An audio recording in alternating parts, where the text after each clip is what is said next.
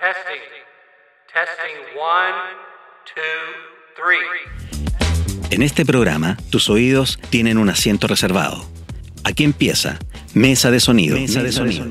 Un viaje sonoro desde la primera fila del Teatro CCE Santiago. En cada episodio, este programa de radio inventada rescata los audios en bruto de conversatorios, conciertos y nuestras actividades más emocionantes. Cierra los ojos y prepárate para un viaje auditivo a través de la cultura. Empezamos.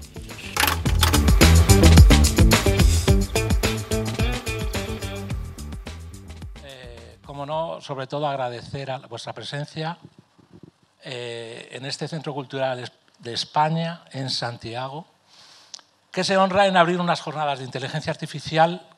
Como veis, aquí está la pancarta del programa Acerca, que es un programa de la cooperación española para capacitación en el sector cultural. Es decir, desde el año 2023, el Centro Cultural ha desarrollado uno de los programas bandera, por así decirlo, de la cooperación española, que es Democracia y Cultura.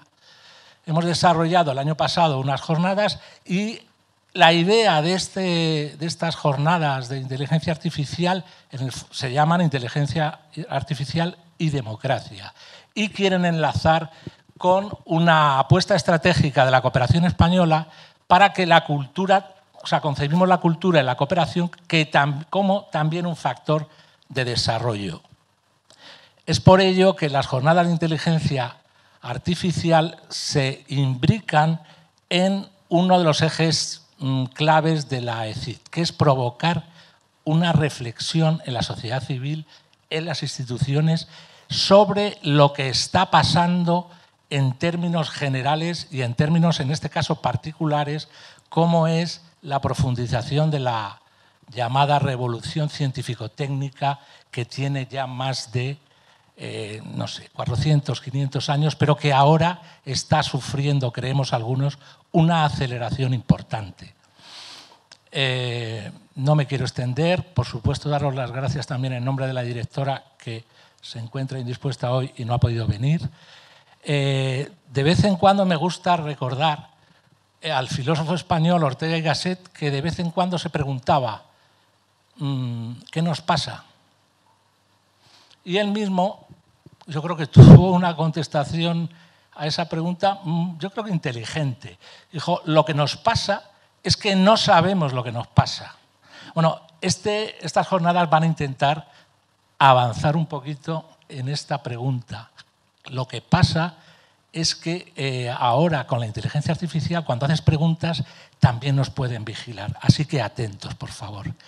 Dicho esto, me congratulo en presentaros al comisario de estas jornadas, a Gonzalo Golpe, editor independiente y profesor de lenguaje visual, y al que, sin más dilaciones, le doy la palabra para que presente esta primera jornada, miércoles, con Felipe Tovar y con Julián Barón, porque luego habrá mañana un taller con Andrea Soto. Muchas gracias por estar presente también con nosotros.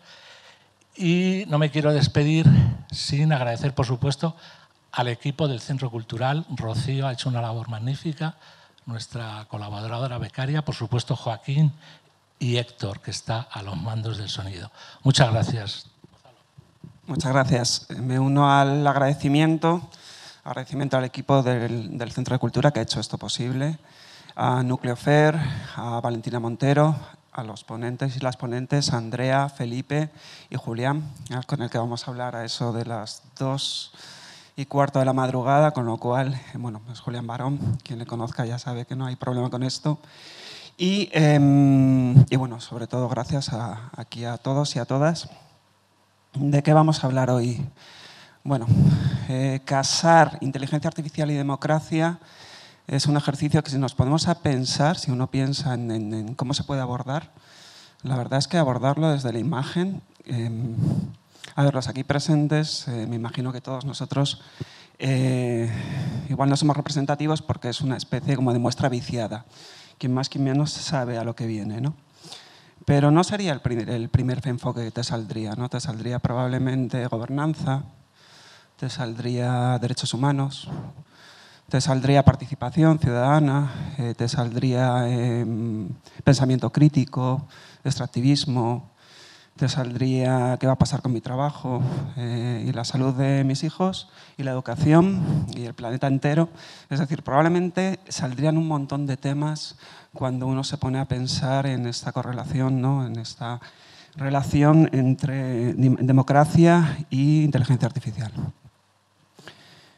Yo pienso que, desde mi punto de vista, la imagen, desde su ciencia, desde su tecnología, desde su filosofía, desde su lenguaje, desde sus prácticas, recorre, determina, manipula, tiñe, opera cualquiera de estos enfoques previos. Podemos ver y podemos entender muy probablemente el espacio que tiene en gobernanza. Andrea va a ser uno de los temas que toque al tocar régimen visual, ¿no? Pero a mí lo que me interesaba fundamentalmente, lo que nos interesaba en el comisariado era entender qué es un régimen visual, cómo nace un régimen visual, cómo se mantiene y, sobre todo y por encima de todo, cómo se le puede generar una resistencia. Esa es la idea. Sin más, me gustaría cerrar con una idea de un libro que me estoy leyendo que es bastante desalentador, como cualquier cosa que leamos en relación con la inteligencia artificial, la verdad, que es de Kate Crawford, no sé si lo habéis leído, El Atlas de la Inteligencia Artificial, un libro muy interesante. Y ella dice que es una idea que esboza que cuando hablamos de inteligencia artificial lo primero que pensamos es en ciencia y en tecnología. Y que igual habría que empezar a pensar en que la inteligencia artificial es una idea, que la ciencia e inteligencia artificial es una infraestructura, es una industria, es una forma de ejercer el gobierno, es una forma de controlar los modos de ver y es una manifestación de un capital. ¿No? Y me parece, yo recomiendo la lectura de este libro porque realmente creo que te pone en situación, ¿no? Con todo lo que está ocurriendo. Sin más, me gustaría presentar a Felipe Tovar. Todas las personas podían haber sido estas y podían haber sido muchas, pero realmente yo creo que un comisariado en este sentido, para mí, funciona en decir lo justo y lo menos posible, dejar que hablen otros y otras, las especialistas. Y en el caso de Felipe, yo le convoqué con la idea de que estableciese una base para entender qué es o qué son las inteligencias artificiales, qué tipos de inteligencias artificiales hay, cómo funcionan las inteligencias generativas, este tipo de algoritmos, cómo se generan y sobre todo para ir entendiendo qué tipo de imágenes se están generando y cómo lo hacen, ¿no? Perdonadme que voy a leer, las bios de los científicos me son muy complicadas. Felipe Tovar es profesor asociado en la Universidad de Chile y director de la Iniciativa de Datos e Inteligencia Artificial de la misma institución. Es investigador del Centro de Modelamiento Matemático y del Centro Avanzado de Ingeniería Eléctrica y Electrónica. Antes de unirse a la Universidad de Chile, Felipe fue investigador postdoctoral en el Grupo de Aprendizaje de Máquinas de la Universidad de Cambridge y recibió un doctorado en procesamiento de señales por el Imperial College London en 2014. La investigación de Felipe se enfoca en inferencia bayesiana aproximada, estimación espectral, transporte óptimo y procesos gaussianos. Quien diga que la ciencia no tiene poesía, estimación espectral.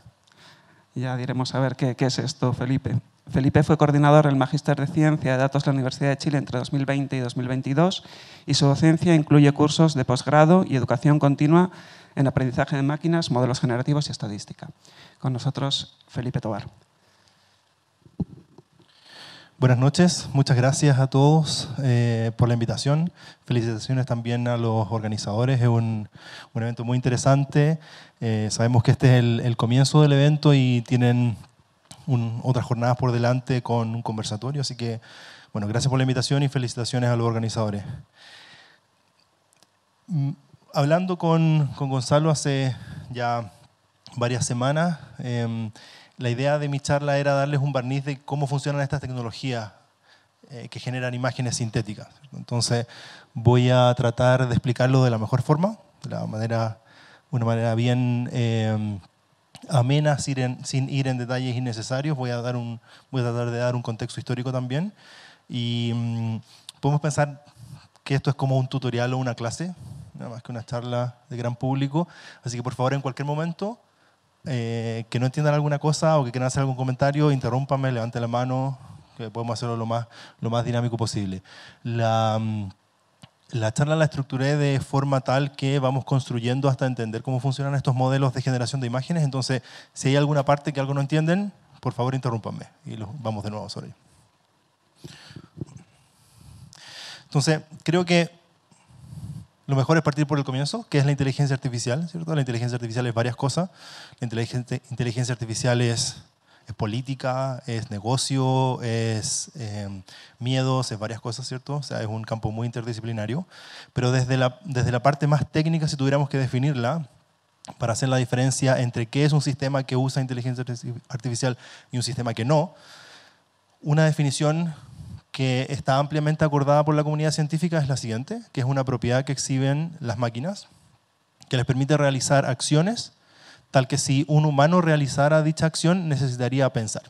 Entonces, es bien compacta esta definición, ¿cierto? Pero resiste harto análisis. Por ejemplo, es una definición subjetiva.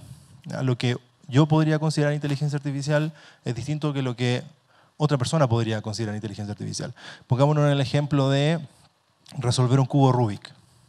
No sé si alguien sabe resolver un cubo Rubik. ¿Alguien sabe? Ya. No sé si nos quieres explicar cómo es, pero es un algoritmo, ¿cierto? Hay un conjunto de instrucciones y métodos, ¿cierto? Entonces, si tú ves a un robot resolviendo un cubo Rubik, a ti no te sorprende, porque sabes que probablemente tiene codificado el algoritmo y ejecuta ese algoritmo. Yo no lo sé resolver, ¿ya? Pero probablemente si lo tuviese que resolver, me encerraría mucho tiempo con el cubo y trataría de descubrir cómo resolverlo. Entonces, si yo veo por primera vez a una máquina resolviendo el cubo, digo, esta máquina está pensando, porque yo necesitaría pensar para hacer eso. Entonces, una máquina que resuelve el cubo Rubik, para mí sería inteligencia artificial y para el que sabe resolverlo, no. Otra observación de esta definición es que es una definición basada en el comportamiento de la máquina, ¿ya? Dice relación sobre la capacidad de realizar tareas de la máquina y no sobre si efectivamente la máquina está pensando. Para esta definición da lo mismo si la máquina piensa o no. Lo único que importa es su habilidad de resolver tareas que son complejas en el sentido de que una tarea que a nosotros nos requiere pensar es compleja, ¿ya? Por supuesto, cuando uno ve todo tipo de soluciones y negocios por ahí que le quieren enchufar una tablet que viene con inteligencia artificial, no sé si estamos hablando necesariamente de esto, ¿ya? Pero estamos hablando de tareas que parecen sorprendentes y de asistentes, y a medida uno va aprendiendo cómo funcionan estos asistentes, esta magia y esta como oscuridad de lo que pasa detrás de los sistemas de inteligencia artificial como que desaparece. Entonces como que uno empieza a perseguir aprendiendo qué es lo que hacen estos sistemas y la definición parece desvanecerse, ¿cierto? Que mientras más uno sabe cómo funcionan estas máquinas, menos sorprendentes son. Pero hay un límite, y que es precisamente las máquinas de inteligencia artificial que son famosos ahora, que por más que uno estudie cómo funcionan, igual uno no puede entender qué es exactamente lo que están haciendo. Y por eso esta definición persiste. Uno podría trazar este concepto, definido como tal, de inteligencia artificial, al trabajo de Alan Turing. O sea, Alan Turing, en este artículo de 1950, se pregunta si las máquinas pueden pensar. Entonces, Turing, dentro de su genialidad, ¿cierto? Casi 15 años antes, en 1936, Turing había abordado un problema, era el problema de la decibilidad, el problema de la decisión, en donde él trataba de responder la pregunta si una amplia clase de enunciados matemáticos podían probarse o refutarse mediante un algoritmo, o sea, una lista de instrucciones, ¿ya? Y como les decía, dentro de su genialidad, él respondió negativamente a dicha pregunta. Dijo, hay enunciados matemáticos que no se pueden probar mediante una lista de instrucciones y consecuentemente mediante una máquina. Y para eso Turing construyó una máquina, ¿ya? Una máquina teórica, por supuesto, ¿ya? Y la definió, y esta máquina podía ejecutar cualquier lista de instrucciones. Y mostró que esa máquina era incapaz de resolver algunas preguntas matemáticas y con eso resolvió el problema.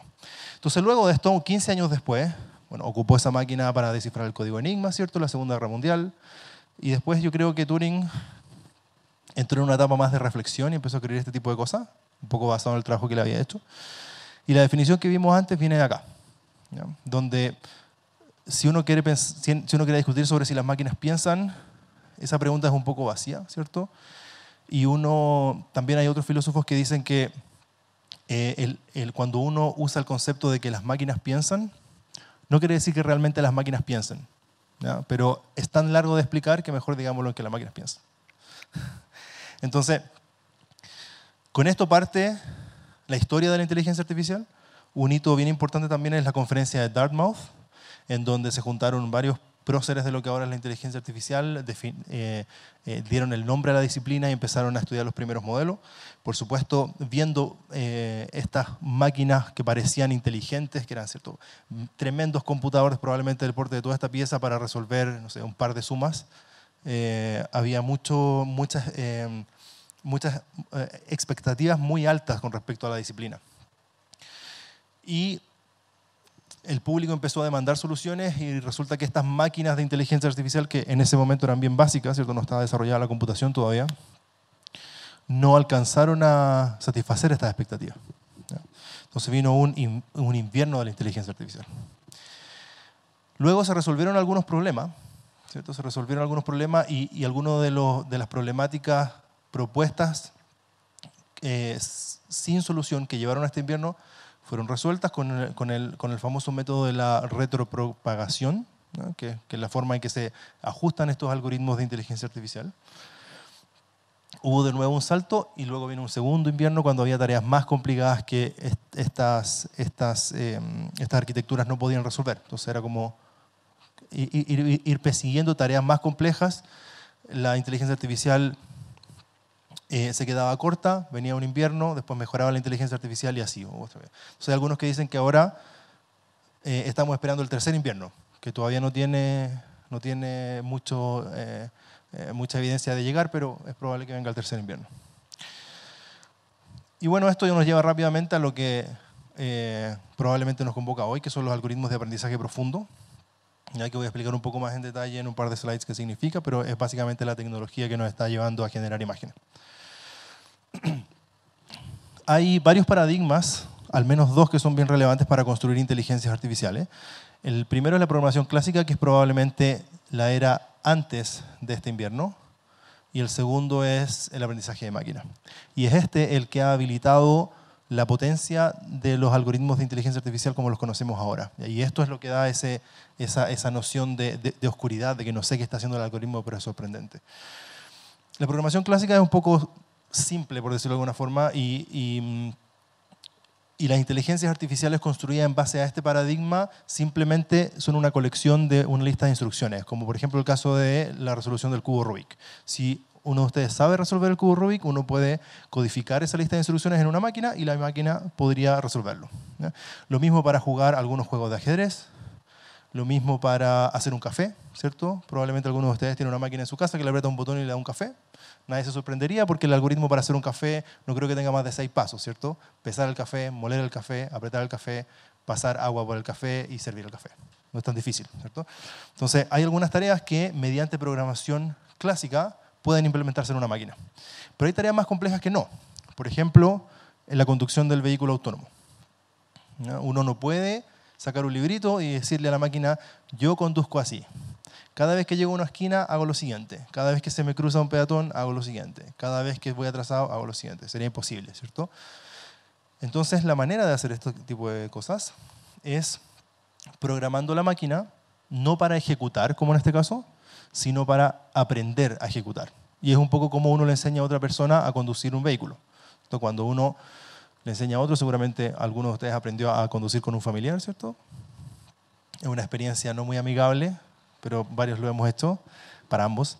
Entonces uno le puede decir a la otra persona, bueno, ya que te sabes las reglas del tránsito, maneja por aquí, ¿cierto? Vas a llegar a algún lugar y si hay una luz roja, bueno, frena, ¿listo? Y después con esas reglas básicas, esta persona empieza a manejar sola, ¿no? Y se empieza a enfrentar al ambiente y empieza a recolectar información y de acuerdo a cómo cómo puede evaluar su desempeño, va ajustando su conducción, ¿no? Ojalá no sea necesario que atropelle a nadie para que aprenda a manejar, pero una forma un poco cruda de decir esto es mediante prueba y error.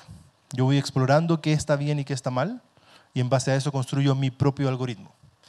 Entonces, esta manera no tiene la dificultad que tiene la programación clásica, en donde yo tengo que definir todos los posibles escenarios, porque la máquina explora los posibles escenarios. Y probablemente si hay una tarea que demanda 100 millones de instrucciones, ya es imposible escribir esas instrucciones. Pero una máquina sí puede visitar esos 100 millones de escenarios. Por ejemplo, estas máquinas que juegan ajedrez entre ellas pueden visitar fácilmente 100 millones de juegos. Pero yo no puedo documentar 100 millones de juegos. Entonces esa es una de las filosofías detrás de por qué el aprendizaje de máquina lleva la capacidad de estas máquinas de inteligencia artificial a otro nivel. Porque ya no tengo que destilar yo la lista de instrucciones como humano. O sea, esto básicamente me exige que yo hable el lenguaje de la máquina, ¿ya? Y hay algunos casos en los cuales yo sé realizar la tarea, y es precisamente el caso de la conducción, pero yo no sé traducir la tarea al lenguaje de máquina. Entonces, en el aprendizaje de máquina, hay una clase de aprendizaje que es bien relevante, y va a ser relevante para explicar los modelos de difusión, que es el aprendizaje supervisado. El aprendizaje supervisado, yo les dije, bueno, cuando uno aprende a conducir, ¿cierto?, va navegando por la calle y va censando la realidad. Y censar la realidad es adquirir datos.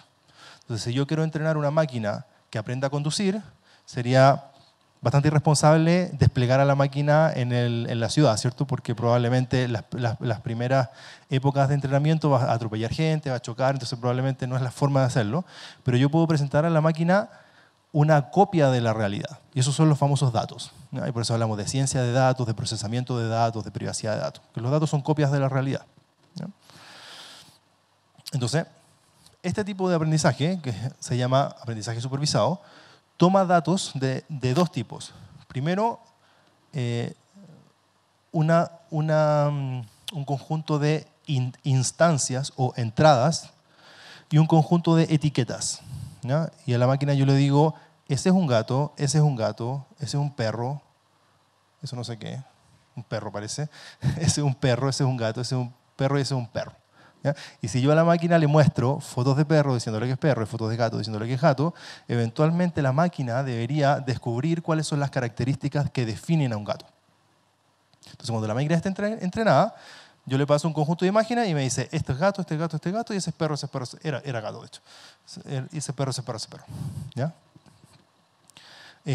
Y esta es probablemente la clase de algoritmos de aprendizaje de máquinas, que son la parte técnica de la inteligencia artificial, más básica y más usada, ¿ya? Estoy aprendiendo una relación entre imágenes y etiquetas, básicamente, ¿ya?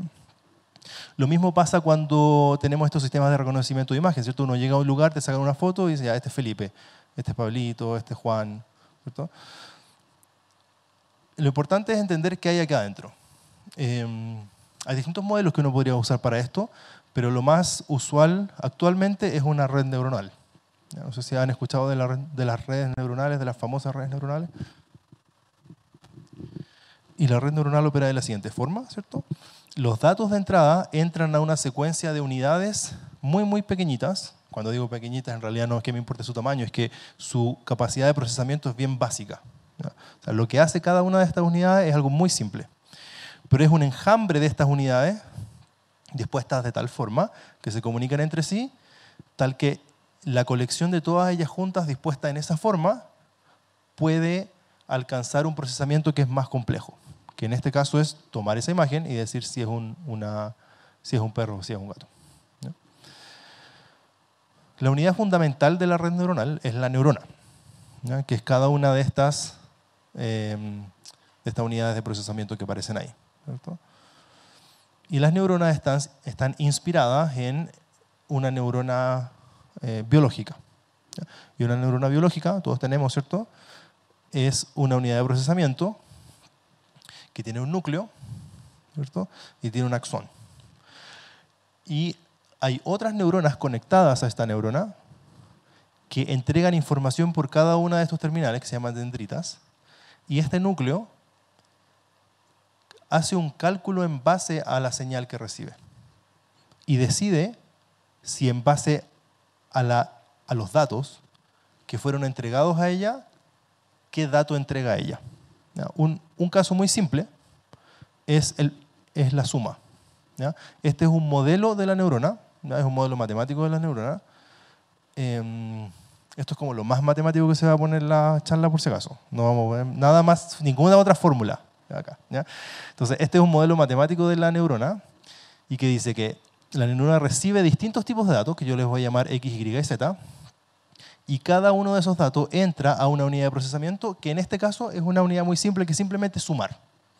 Entonces, lo que esta neurona entrega es lo que venga en X por 1, más lo que venga en Y por 0, más lo que venga en Z por 0 en este caso. ¿Ya? Pero en el caso general es W0, W1 y W2.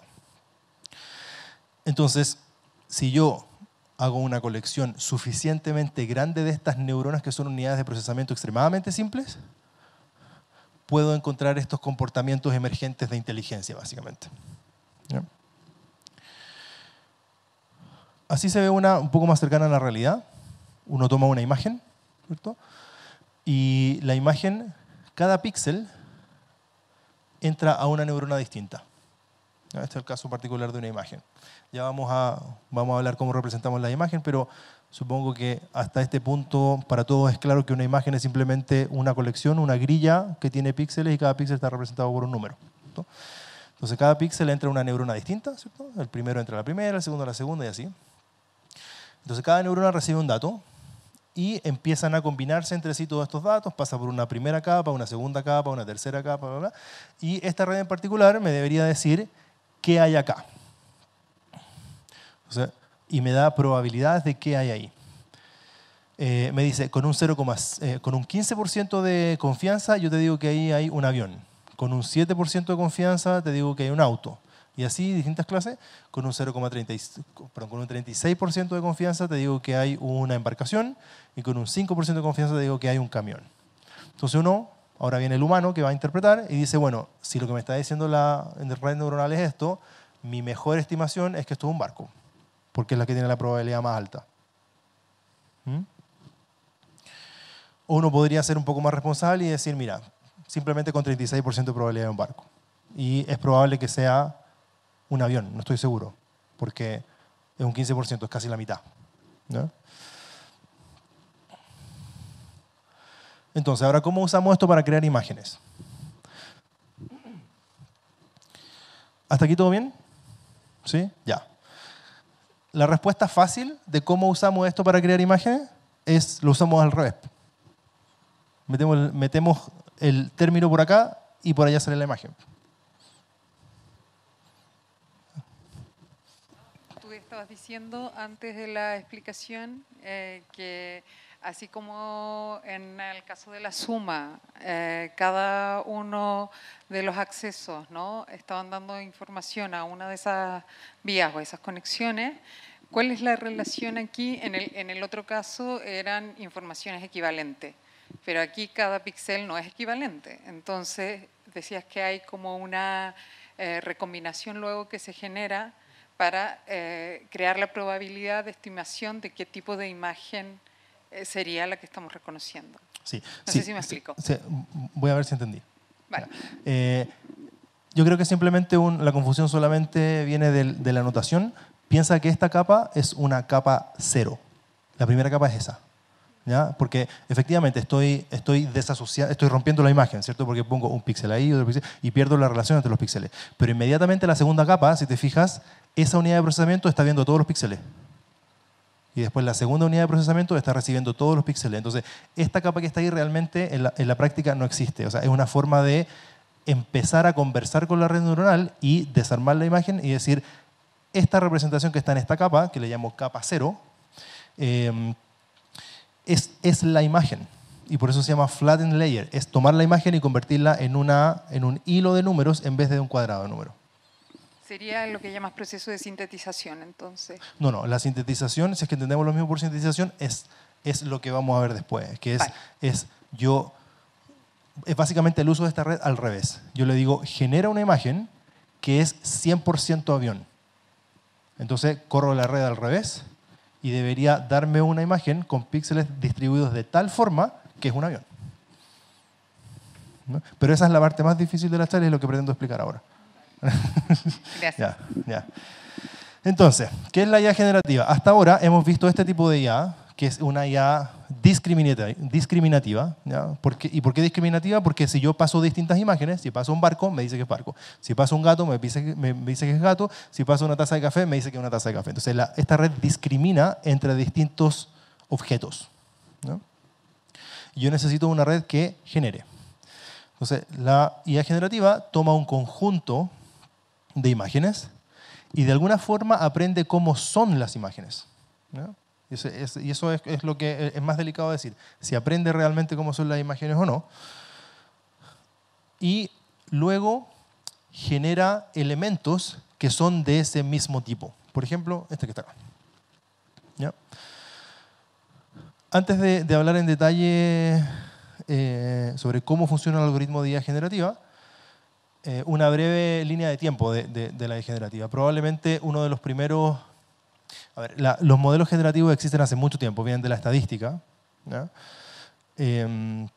Una distribución de probabilidad de un modelo generativo, pero como objeto de estudio dentro de la inteligencia artificial, los modelos generativos parten en el 2014 con las llamadas redes generativas adversariales, en donde se construyen dos redes neuronales similares a esta, y es una que es discriminativa y una que es generativa. ¿No? Entonces, hay una que genera imágenes y la otra trata de perseguirla si es que la imagen que generó es verdadera o falsa. Entonces, entre ellas se persiguen en un juego de suma cero, ¿ya? Donde básicamente hay un presupuesto para ambas y se lo tienen que pelear. A eso me refiero con un juego de suma cero. En donde la labor de una es atrapar a la otra cuando se equivoca. Y en esa pelea, el único que gana es el diseñador porque se generan mejores imágenes. ¿No? Luego se empezaron a construir modelos un poco más precisos para tareas específicas, ¿cierto? Y probablemente, junto con las imágenes, otro ejemplo que es bien revolucionario es la generación de texto. Y ahí tenemos BERT, GPT-2, ya estamos en GPT 4.0, ¿cierto? Y en 2022, hace solamente 2 años, Stability AI lanza Stable Diffusion, que es probablemente uno de los métodos de los cuales estamos preocupados hoy día, ¿cierto?, para la generación de imágenes, y junto con otros como Midjourney y DALL-E. Y aquí se puede ver un ejemplo de transferencia de estilo, ¿cierto?, desde una pintura hasta una foto de unos perritos, qué significa generar imágenes, ¿cierto?, ponerlas en este espacio y encontrar relaciones entre ellas. Entonces, ya lo dije de alguna forma, ¿cierto?, pero estamos en un punto de inflexión que identificamos dos inteligencias artificiales, la inteligencia artificial tradicional, que hace predicciones, clasificaciones o decisiones. Yo le paso un dato, le paso una imagen, le paso un video, le paso una canción, le paso una imagen de una radiografía, le paso un perfil de cliente en un banco, le paso información, y la inteligencia artificial decide o propone qué tipo de dato es ese, ¿ya? Si la imagen tiene perro o gato, si la película me va a gustar a mí o no como usuario de Netflix, si la canción es rock o es pop o es jazz, ¿sí? Si el cliente va a ser buen pagador o no para ver si le doy el crédito. Entonces, esa es la IA tradicional. Mientras que la IA generativa también procesa probablemente los mismos datos, ¿ya?, pero con el objetivo de generar nuevo contenido, nuevas imágenes o nuevas canciones o nuevos perfiles de cliente o nuevas imágenes de radiología en base a los datos que ha visto, ¿cierto? Generación de perfiles de cliente o creación de contenido como estamos viendo hoy. Probablemente lo primero que tenemos que estar todos de acuerdo, aunque ya me dijeron que era algo que era claro para ustedes, es la forma en que representamos las imágenes. Vamos a representar cada imagen como una matriz, ¿cierto?, como una colección de estos números, y cada número, cada píxel representa, en este caso, de imágenes blanco y negro, un valor de intensidad. 0 es blanco y 255 es negro, en este caso. ¿Ya? Hay 256 niveles de grises.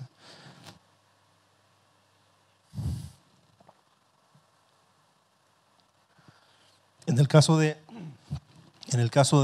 imágenes en color, ¿cierto?, necesito 3 matrices por cada imagen, una representando la intensidad de rojo, de verde y azul, ¿cierto? Por ejemplo, en este caso, hay un corte de esta imagen famosa. Y el objetivo de estas dos slides es que estemos todos de acuerdo que las imágenes son, en términos de máquinas, muy complicadas, bueno, no muy complicadas, muy caras de representar, ¿ya? Si uno tiene una imagen de 14 megapíxeles, esos son 14 millones de píxeles, necesito 14 millones por 3, ¿cierto? Necesito 42 millones de números, ¿ya?, para representarla. Entonces, desde el punto de vista computacional y matemático, son objetos extremadamente difíciles de manejar, ¿ya?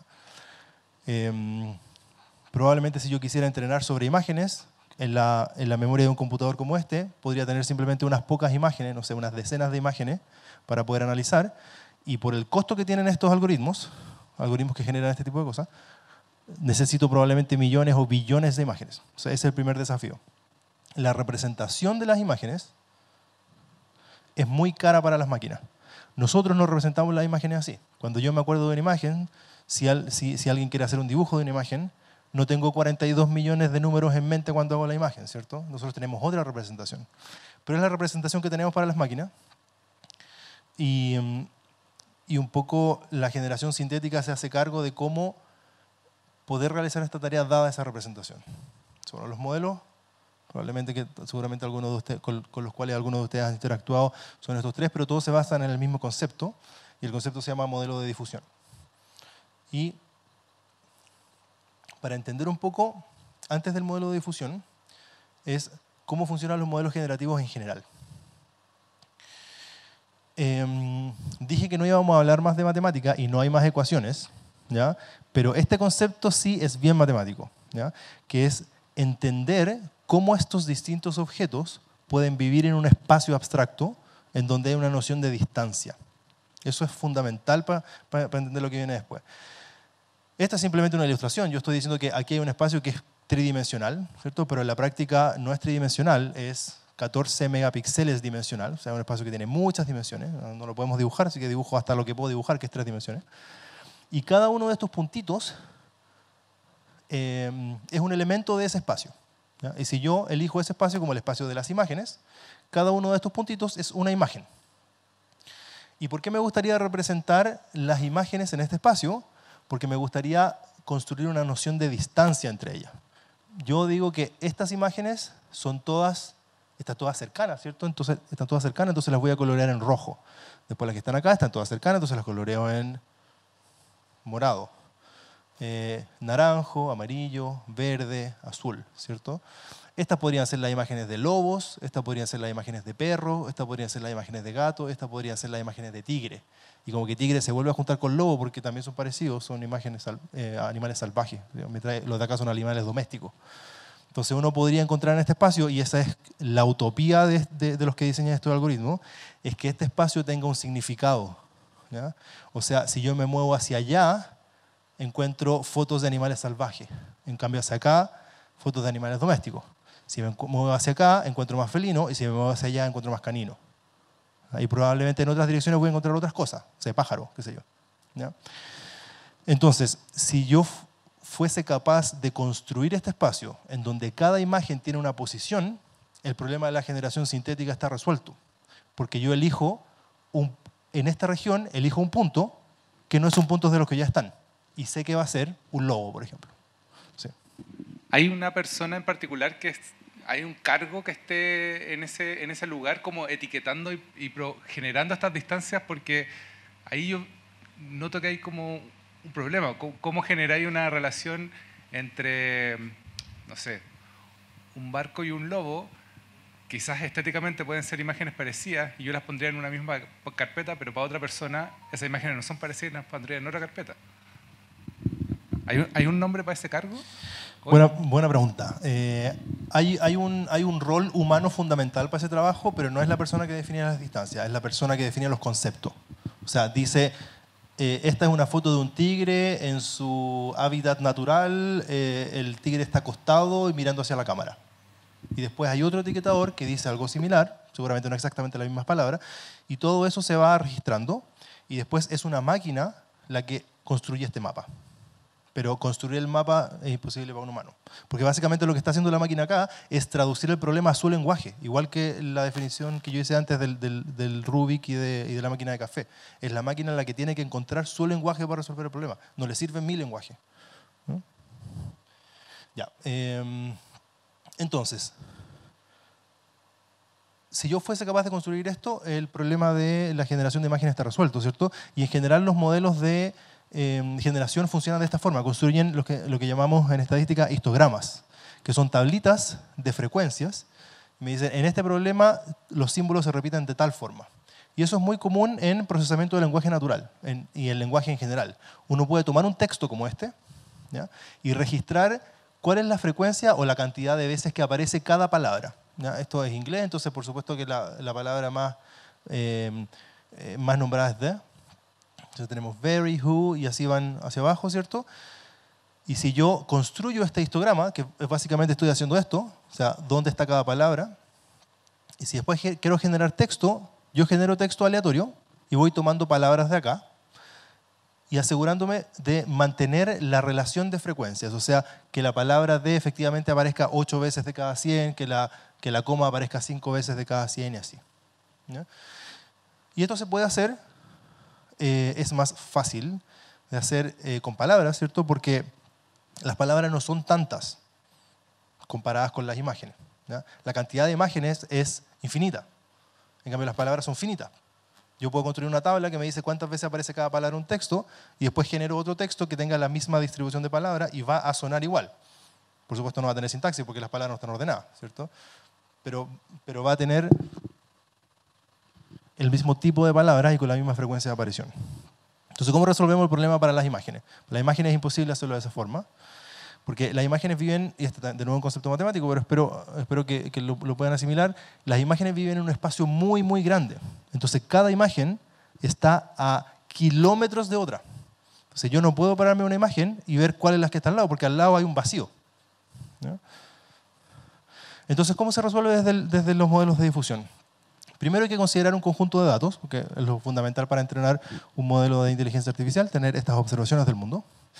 Y aquí viene toda la magia, ¿cierto? Para cada imagen vamos a construir una secuencia de imágenes ruidosas, ¿ya? Y ya les voy a explicar por qué. Entonces, por ejemplo, tenemos una pelotita, aparece ahí, tenemos un girasol, parece que una luna, un hongo, un árbol, no sé si eso es un croissant o una flor, no sé.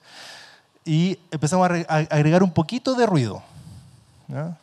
Un poquito de ruido, más ruido, más ruido, más ruido, más ruido. ¿Les hace sentido cuando le digo agregamos ruido? Porque es un concepto bien estadístico ese, ¿ya? Piensen que tienen la imagen y tiran como un poco de sal y pimienta, así, un poquito nomás, ¿no? Y eso significa T igual 10. ¿No? Tiro 10 granitos de sal y pimienta. Después en T igual 50, tiro 50 granitos, ¿ya? O tiro 40 más en realidad. En 100 tiro los otros 50. Entonces, eventualmente, da lo mismo de la imagen que yo parta.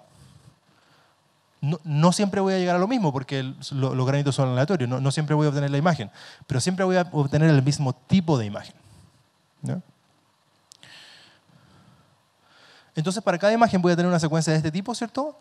Una imagen y sus copias en donde la estructura, porque yo aquí veo claramente estructura, ¿cierto? Veo bordes, veo esos puntitos que están ahí, eso el piso, sombras que hay atrás, ¿cierto?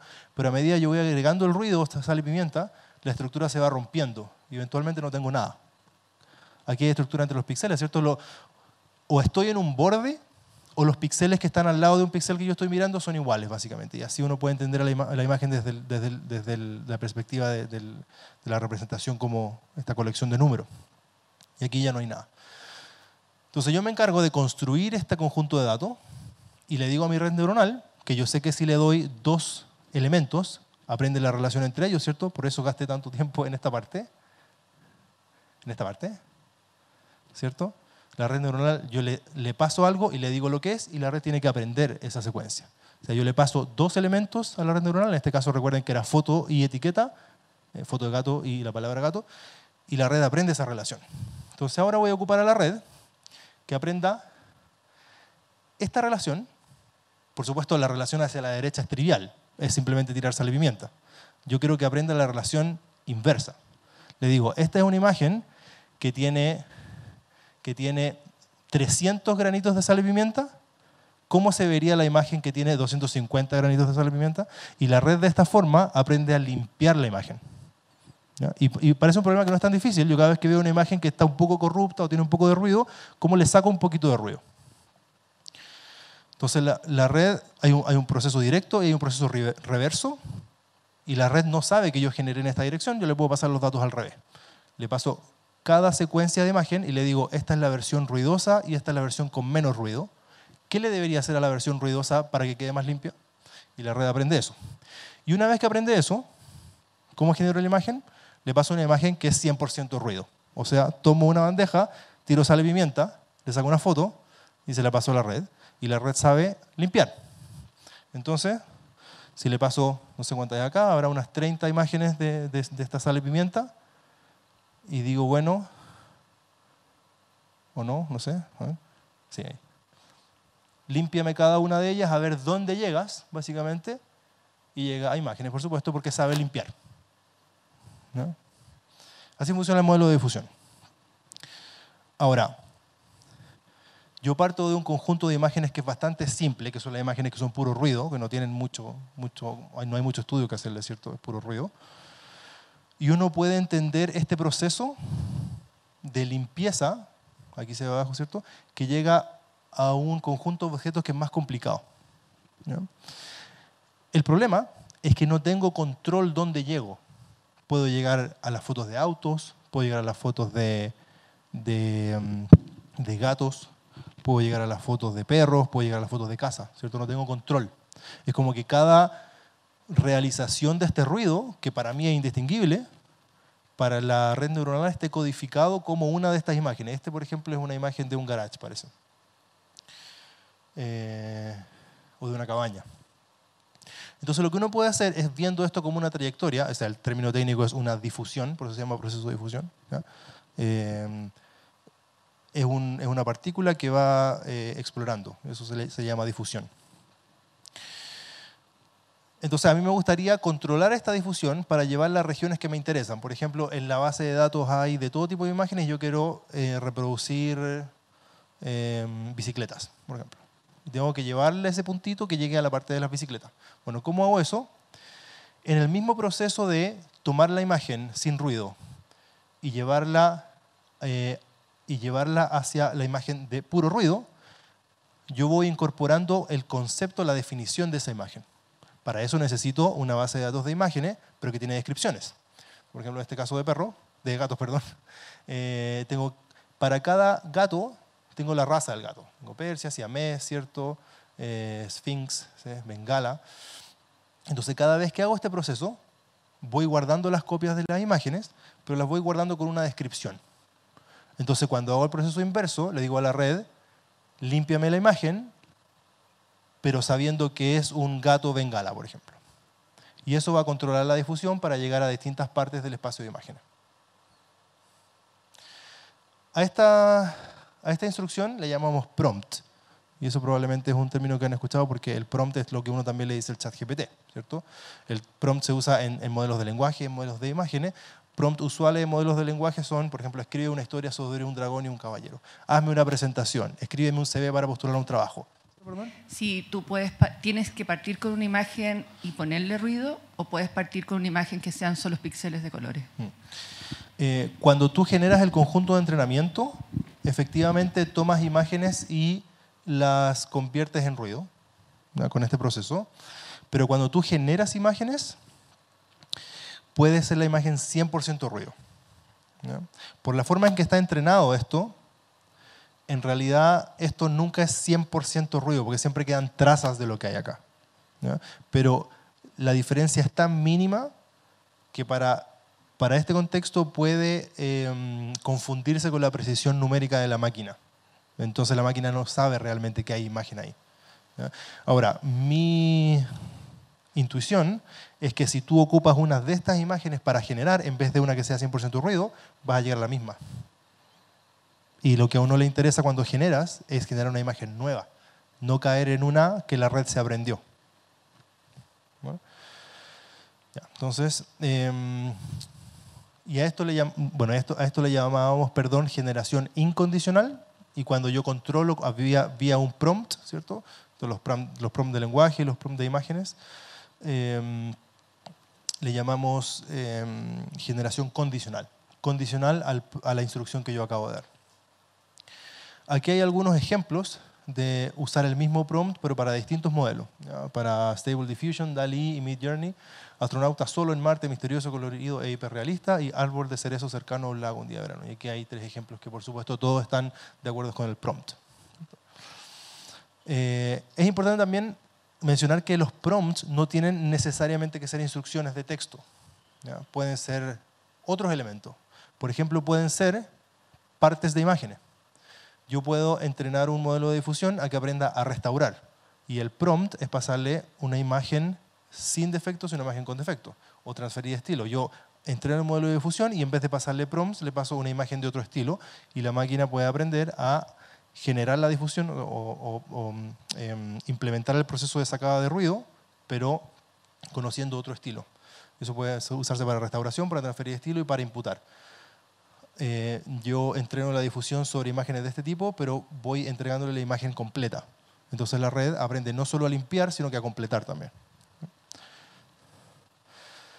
Con esta imagen casi termino. Me pasé harto, ¿no? Y es un intento por comunicar la forma en que yo entiendo operan estos modelos de difusión.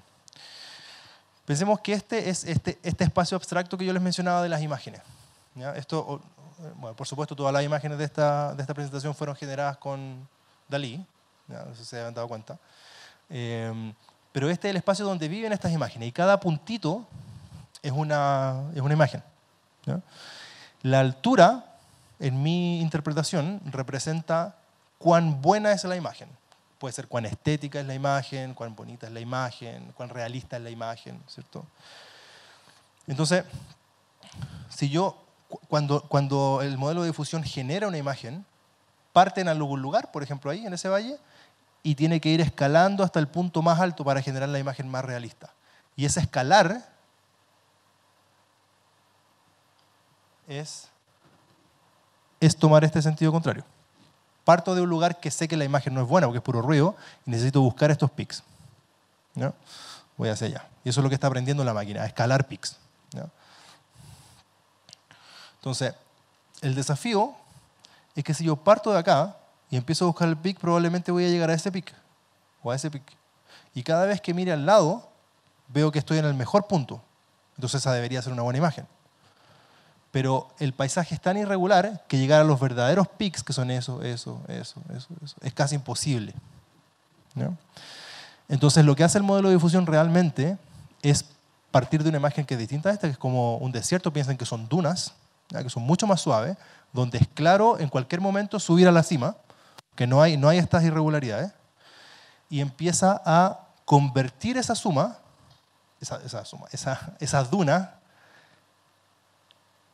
en este paisaje. Entonces empieza como a erosionar el desierto y empiezan a aparecer las rocas.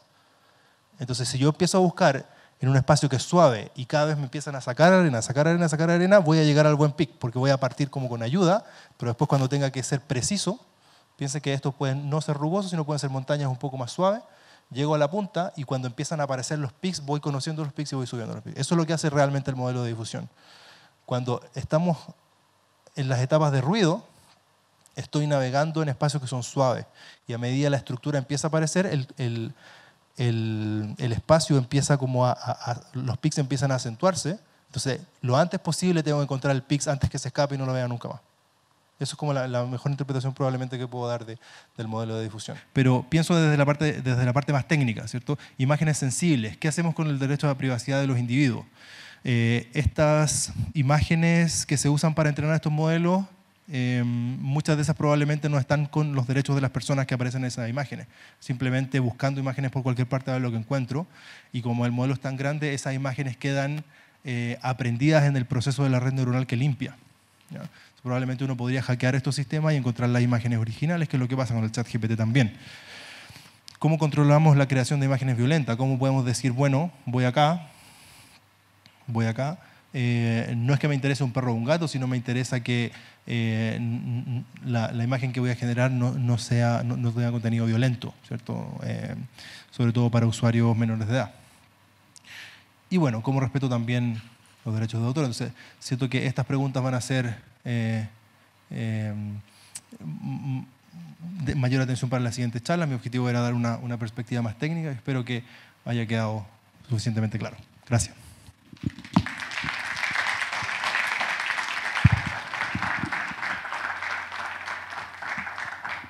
¿Hay preguntas ahora o no? Felipe, te quería preguntar, en el punto, por ejemplo, cuando habla de imágenes violentas, porque los modelos hoy día es poco probable que te lancen una imagen violenta. ¿Tú sabes o tú crees que los modelos fueron entrenados con imágenes violentas y hay un filtro posterior que se hace que esa regulación? ¿O la regulación es que no han entrenado los modelos con imágenes violentas o imágenes pornográficas, por ejemplo? Entiendo el tema, pero no sé si entendí bien la pregunta. O sea, cuando un modelo de estos genera imágenes violentas, ¿tu pregunta es si fue entrenado con imágenes violentas? Mi pregunta es ¿dónde estaría el filtro de censura, por así decirlo? ¿En el entrenamiento o posterior al entrenamiento? Bueno, acá el experto es Camilo, estudiante, está ahí. Así que Camilo, me puedes corregir si digo alguna falacia. Es una pregunta abierta. ¿Ya? Uno puede entrenar con imágenes violentas. Yo creo que todos los escenarios son posibles, pero hay algunos que son más complicados que otros, básicamente. Entonces, si entrenas con imágenes violentas y la violencia no es un parámetro o no es una característica que tú quieras eliminar, las imágenes van a ser violentas. Ese es como el caso más ingenuo. Tú podrías entrenar con imágenes violentas y si estás en el caso guiado, ¿cierto? Donde tienes el prompt, el modelo debería saber que es violento.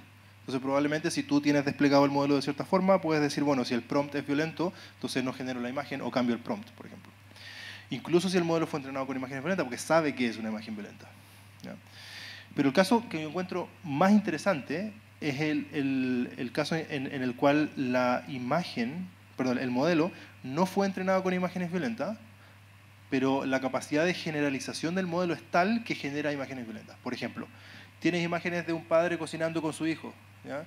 Y tú sabes que un utensilio de cocina es el cuchillo, pero también podrías cocinar en un lugar que no es la cocina. Entonces, perfectamente podrías tener a un padre con un cuchillo y su niño en una imagen, en una actitud que es violenta, porque igual la creaste, ¿ya? Entonces, hay una cuestión que es bien general a la construcción de estos modelos, que es cuál es la función objetivo de los modelos. Inicialmente, estos modelos no están construidos con ninguna métrica de justicia, de moral, de respeto, de nada a priori. Todos los criterios son técnicos. Entonces, la forma en que en particular este modelo se entrena es maximizando la probabilidad de que la imagen sea una imagen parecida al dataset. Entonces, no hay ningún criterio para evitar eso. Pero lo que uno sí podría hacer... Pero los programadores tienen un sesgo, inevitablemente. No, porque los que igual van a tener un sesgo. Entonces, de alguna manera ese sesgo se traspasa al modelo. Entonces mi pregunta es, ¿hay un filtro final en los modelos más grandes, DALL-E o Stable Diffusion? ¿Hay un sesgo final? Sí, hay un sesgo final. Sí. Pero ojo que quiero solo enfatizar que no es el criterio del programador el que entra, es el criterio que está en los datos que cumple con la métrica que especificó el programador. Si el programador lo único que le interesa es maximizar el performance y resulta que la máquina encontró como una forma en maximizar eso generando contenido violento, entonces el contenido violento va a ser generado. Por supuesto que uno puede poner una capa al final en donde dice si el contenido de violencia supera el 5%, entonces esa imagen no se muestra. Pero uno podría hacer algo mucho más interesante, que es de hecho lo que estamos haciendo con Camilo, que es incluir un loop de corrección interno en donde no solo tú guías con respecto a lo que el usuario quiere, sino que hay una región acá conocida que es de contenido violento. Entonces, si el modelo estándar está llevándome a esa región, entonces yo lo desvío antes. ¿Ya? Y de esa forma, estructuralmente, el modelo no puede generar violencia. No es que tenga al final un flag, porque el flag cualquiera se lo puede sacar.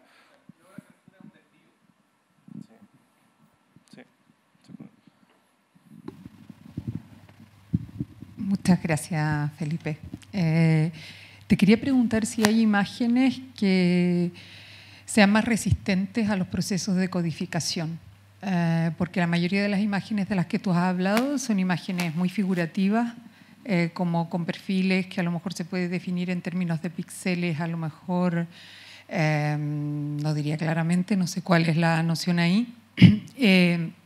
Entonces, no sé, por ejemplo, imagino lo que denominaríamos imágenes más poéticas o más ambiguas o que admiten, que tienen más aberturas, para decirlo así, si serían más resistentes a este proceso de codificación. O, por eso también me interesaba lo otro que te preguntaba antes, al hacer una descomposición o proceso de concretización a través de la pixelización, diríamos que eso es irrelevante, que no sería indiferente, las imágenes no tendrían una capacidad de resistencia, diríamos un potencial, un residuo, un resto, depende el tipo de imágenes que fuera. Y la segunda pregunta, que creo que no lo he entendido bien y que dabas mucho énfasis cuando hablabas de la geometría de las imágenes, que tenía que ver con la noción de distancia, que es una noción que me interesa mucho en relación a la cuestión de la semejanza como problema filosófico y creo que se enlaza mucho con esta importancia que le dabas a la noción de copia. Y entonces no sé si quizás ahora no tenemos tiempo, pero a lo mejor sería algo para seguir pensando en esa noción de distancia que estabas proponiendo. Muchas gracias. Gracias por la pregunta. No sé si estoy capacitado para responder la primera, porque no sé qué es una imagen poética y parto de la base desde mi sesgo científico ingeniero. Probablemente no todas, pero al menos todas las imágenes que yo considero tienen una representación única o sin pérdidas, diríamos en ingeniería, mediante un conjunto de píxeles. Entonces, si es una imagen que no está definida como un conjunto de píxeles y tiene otra representación, claro, probablemente no conversaría bien con esto. Ahora, si la imagen igual es una imagen que es representable en términos de píxeles, pero es una imagen que es tan única que no tiene otras imágenes que se parecen, entonces por supuesto que estos modelos no van a funcionar, porque va a ser un punto que va a estar solo en este espacio de puntos, ¿no? Entonces, como no voy a tener vecinos de la imagen, no voy a saber el modelo de difusión no va a saber hacia dónde moverse en este paisaje para encontrar imágenes iguales. Ese caso sería, por acá, ¿cierto?, como un pilar. Si yo me salgo de esa imagen, no hay más imágenes. En cambio, cuando hay pic suave, yo sé que si me muevo en torno a él, hay otras imágenes. No sé, un gato que tiene bigotes más largos, bigotes más cortos, ¿no? Entonces, probablemente imágenes que son muy, muy particulares están muy solas en este valle y el modelo no puede generalizar en torno a ella. Y con respecto a la geometría, sí, o sea, probablemente a los ingenieros nos cuesta como por lo menos unos 4 años entender eso, o más, no sé. Pero claro, o sea, todos los modelos de aprendizaje de máquina lo que hacen es aprender geometrías. O sea, así uno generaliza. Nosotros también. O sea, si yo, por ejemplo, le enseño a una persona a cocinar y le enseño 20 platos, ¿cierto? Le enseño, qué sé yo, el pastel de choclo, la empanada, la paella, el chuletón, lo que sea, y después le digo, cocina algo, esa persona no necesariamente va a generar una de esas 20 recetas, va a empezar a combinar, porque entiende la noción de similitud. Por eso tenemos comida fusión, ¿cierto? Mezcla dos cosas, pero igual es comida. Entonces, para entender cómo podemos generar elementos nuevos, pero que todavía sean de esta clase, tenemos que tener la noción de clase. Y esa es similitud, ¿no? Y la manera de formalizar esa similitud es con estas herramientas matemáticas y básicamente con la existencia de una distancia. Entonces, y esto no solamente es clave para la IA generativa, también es clave para la IA discriminativa. Por ejemplo, si yo le digo a una máquina que todos esos puntos rojos son lobos y le paso una imagen que nunca ha visto, pero la imagen resulta que entra justo en ese hoyito, el algoritmo me va a decir que es lobo, porque se parece a la otra. Entonces, el desafío principal de la gran mayoría de los modelos de IA es que estas máquinas aprendan esa distancia, y la distancia no es trivial, ¿no? Yo quería consultar porque, como según lo entiendo, esta parte geométrica, yo la veo como una especie de, así como un campo, ¿no? Donde hay como perturbaciones que vendrían siendo estas imágenes, ¿no? Que aparecen. Y dentro de esta lógica mi pregunta es como por esos ejes, ¿no? Porque se ve como una representación tridimensional, pero a partir de esas relaciones geométricas habrían como infinitos ejes que darían infinitas relaciones como puntos de referencia en el fondo. A partir de entender estos como fenómenos, la imagen es como un fenómeno puntual dentro de un campo de sentido, ¿no? Como cuantificado en este caso. Entonces mi pregunta es como, ¿qué pasa con conjuntos de datos tal vez no lineales? O cómo podría tal vez estas mismas geometrías que se forman a partir de relaciones de imágenes transformarse en datos de entrenamiento para, no sé, IAs que consuman otras IAs como ya un set de datos, ponte tú. O qué pasa si uno mezcla imágenes con un conjunto de datos que vengan de sonido. ¿Se pueden generar imágenes cruzando datos de distintos tipos de clases en este sentido? Eso, no sé. Si entiendo bien, es un poco ya lo que hace el modelo de difusión cuando ocupa prompts. O sea, yo hice referencia a esta imagen diciendo que cada imagen es uno de estos puntitos, ¿cierto? Pero tú puedes incrustar conjuntos de imágenes con conceptos, ¿ya? Por ejemplo, tigre o animal salvaje, lo que sea. Y tal como puedes hacer imagen con texto, puedes hacer imagen con audio, audio con texto o cualquier otro tipo de datos, ¿cierto? Entonces, esto de nuevo es parte del objetivo de estas herramientas de encontrar este espacio en donde se ubican los datos, ¿ya? Y de esa manera, cuando tienes un dato, en general decimos dato cuando algo es observado, pero tú puedes generar un dato. Ahí está la discusión si es un dato o no, porque no es una representación de la realidad, pero tú puedes generar una consulta, que es medio dato. Por ejemplo, que es solo la parte del texto, no la de la imagen. Y buscas dónde están los datos que tienen esos textos y ves qué imagen tienen. Entonces es como que tuviera esto mismo, pero como con cortes, ¿sí? ¿Cierto? Y a un corte es un concepto y sus imágenes, a otro corte otro concepto y sus imágenes. Eso a veces se refiere como aprendizaje multimodal, porque tienes múltiples modas, imagen, audio, texto, video, ¿cierto? No sé si iba ahí tu pregunta. También mencionaste algo de generar datos para entrenamiento. Claro, yo puedo generar más datos y con eso entrenar otras IA, ¿cierto? Es un problema interesante porque los datos que se generen con esa IA ya van a ser de una IA entrenada. Entonces, ¿para qué querría generar otra IA para que genere datos si ya...? O sea, me refiero más bien como en esta configuración espacial de datos, ocuparla ya como una forma de lectura o de visión, en este caso de esta máquina, ¿no? Como el aprendizaje de esta máquina ya como una forma de visión. Entonces, si uno compara distintas formas de geometrías de máquinas, en el fondo también puede salir una especie de representación de ahí, ¿no? Como otro tipo de imagen que se nutra de esas formas de hacer imágenes, ¿no? Como de analizar imágenes.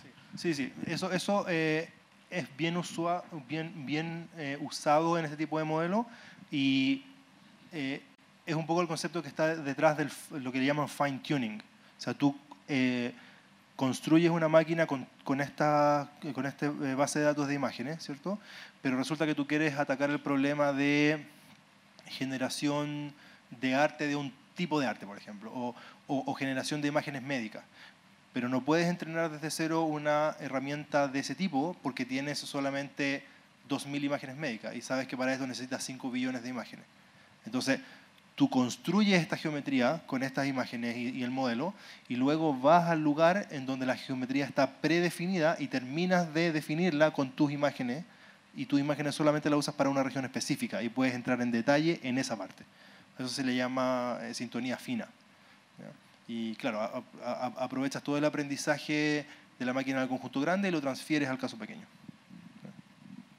Muchas gracias por la ponencia, estuvo súper claro, algo que se agradece a la hora de hablar de estos temas.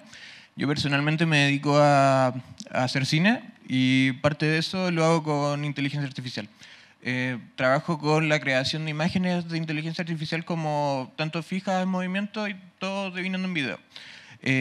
Tengo una pregunta porque a mí me parece súper interesante cómo esto logra ser un medio emancipador para la creación de imaginarios, así como porque te permite generar imágenes súper difíciles y súper complejas de manera súper accesible, pero aún así, por ejemplo, no sé, la semana pasada hice un corto donde, gastando créditos del medio que lo utilizaba, que era Runway, gastaba aproximadamente, digamos que unas 40.000 pesos en hacer el corto.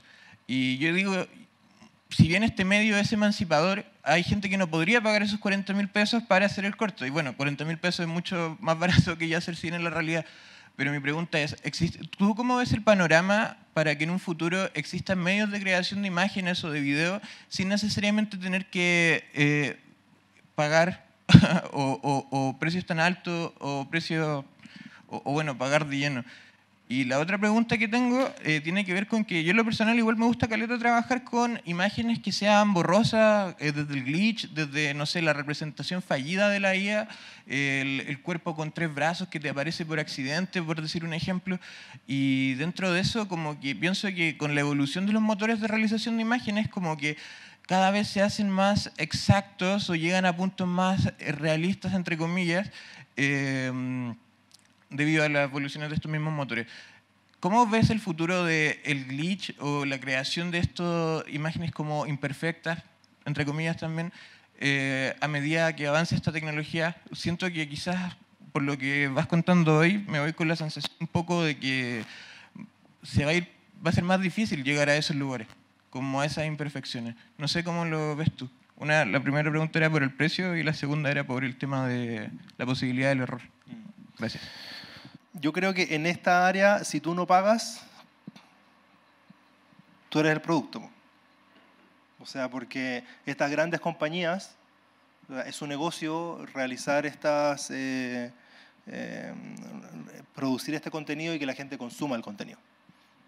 Entonces, yo sinceramente creo que pagar 40 lucas si vas a hacer un corto o si lo vas a pasar bien, creo que no es tan malo. O sea, yo preferiría pagar versus no saber qué es lo que estoy pagando o en qué forma estoy pagando, con mis datos, con permisos de seguridad de mi computador, cosas de ese tipo.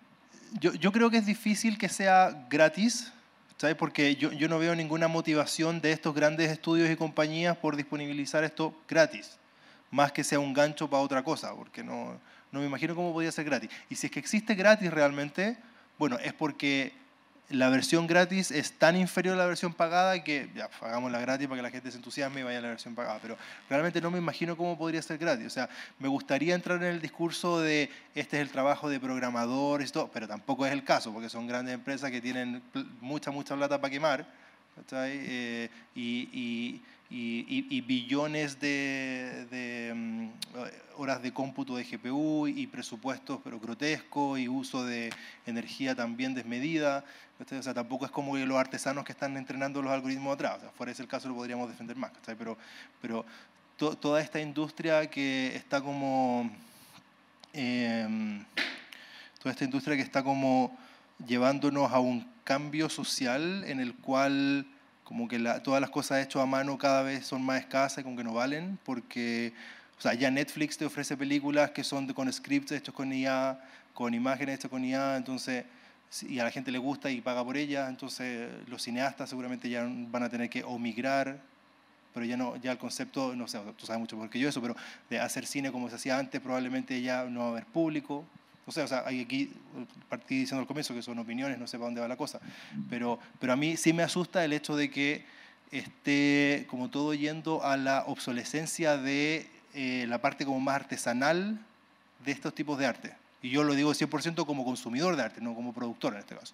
Entonces, de hecho, esa parte me gustaría escuchar de ustedes qué opinan también, ¿cierto? Donde nos están diciendo qué escuchar, donde uno trata de buscar no sé, pues música de músicos independientes o estudios chicos, y está todo siendo consumido por las IA. ¿sabes? Y ahora había una disputa de los estudios, no me acuerdo cuál estudio era, pero había, por ejemplo, alguien que hizo una canción con IA de archivos de, creo que era David Bowie, no estoy seguro, ¿ya? Y lo demandaron porque el estudio quiere tener la propiedad sobre toda la música sintética creada a partir de música de David Bowie. Entonces como que la cuestión va por allá, ahora vamos a tener David Bowie, vamos a tener Queen, vamos a tener Beatles, pero sintético, pero siguen teniendo los derechos de esta compañía. Entonces es como tan violento todo este movimiento que no entiendo cómo podría ser gratis, básicamente. Como para volver a tu pregunta. ¿Ya? Y tu segunda pregunta era con respecto a... Ya. No, tú tienes razón, o sea, hay una obsesión por la imagen perfecta, ¿está? Por la imagen además hiperrealista, como el típico cowboy, o sea, el astronauta cowboy en la luna, ¿está? Y como que no es por el glitch, es por lo irreal que es la imagen, ¿cierto? Pero aún así se ve como que fuera una foto, lo cual es peligroso por los deepfakes y todo eso, ¿cierto? Pero el glitch por el glitch, no sé cuál puede ser el atractivo en el... Bueno, no sé ni siquiera cómo formular la respuesta, pero pienso que, o sea, cuando hablamos de glitch, hablo como de azar, ¿cierto? Y es como, no sé, pues, estás haciendo una pintura y tiras un chorro de pintura y dices, oh, wow, y esto como, esta pintura es de tal tipo y seguramente esos trazos son un poco producto del azar, un poco producto de la expertise del pintor, ¿cierto? Pero este tipo de glitch yo ni siquiera como que lo relacionaría con ese tipo de azar. O sea, son como residuos que van quedando de otras figuras que están mal controlados nomás, que eso es, básicamente. O sea, el proceso de difusión se quedó atrapado entre dos puntas nomás. Si es atractivo, fantástico, pero en el momento que sea atractivo probablemente los métodos van a empezar a optimizar para hacer ese tipo de glitch. Entonces ya no va a ser glitch. Felipe, muchísimas gracias. Perdón, un placer. Perdón si me alargué. Nada. Muchas gracias.